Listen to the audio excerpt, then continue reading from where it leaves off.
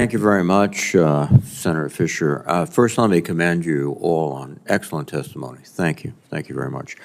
Mr. Berteau, we've seen a lot of chaotic initiatives over the last several weeks, significant cuts of workforce. We've seen funding cuts that don't seem to be organized, and then we've tariffs in place on Canada and other countries who presumably we'd like to see work with us. Can you indicate or give an idea about the impact on these decisions and with respect to mobilization of our industrial base?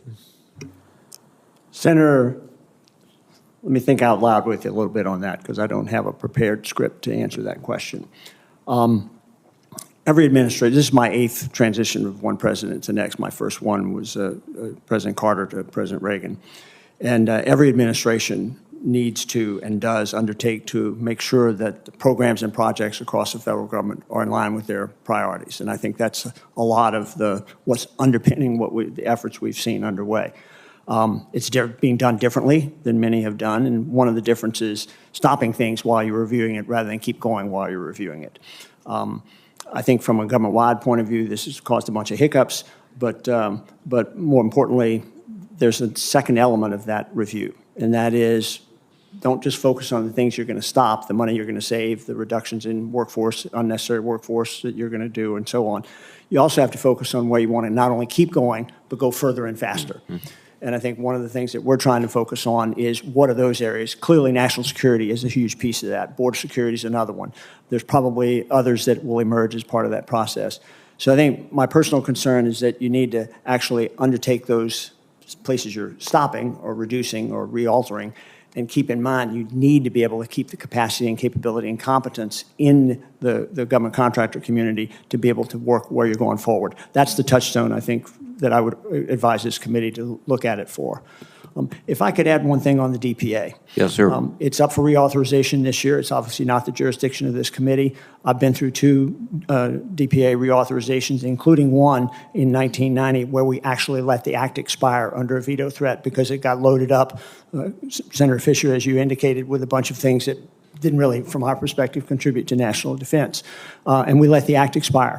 That's a dangerous time to do it. Saddam Hussein had just invaded Kuwait, and we sort of needed it, but it turned out there are other authorities we could use for a short-term conflict such as that. I do think this would be important, and input from this committee might be useful in that reauthorization in terms of looking not only at how the DPA has been used over the previous years, but how it's not been used and where you ought to do it. I agree with Dr. McGinn in terms of Title VII. DPA worked for me for a number of years. I exercised Title VII authority a number of times, and I think it really needs a refresh because the nature in which DOD would use that authority today in today's global economy is very different than it was in the 1980s. I'm sorry for that sidebar, but I think that's an important thing for you guys to Thank you, sir.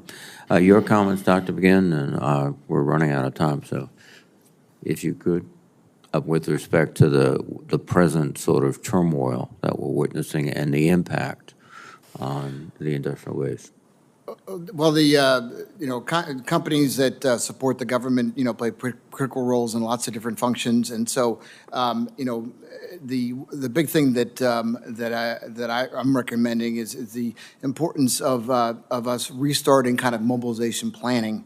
So that is not going to be impacted because it doesn't exist today. So that was something that has to be developed and is inherently governmental function. Thank you very much. Dr. McKenzie, we are much more reliant upon information technology and software-based systems today than we were certainly in World War II and other periods of mobilization. When it comes to planning and preparing for industrial mobilization, how does this reliance change the situation?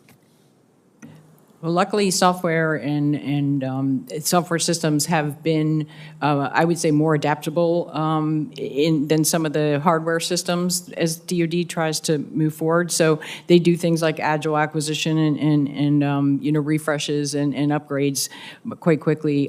So I think software is absolutely key to any mobilization effort because that's what's controlling all of our command and control. For instance, C4ISR.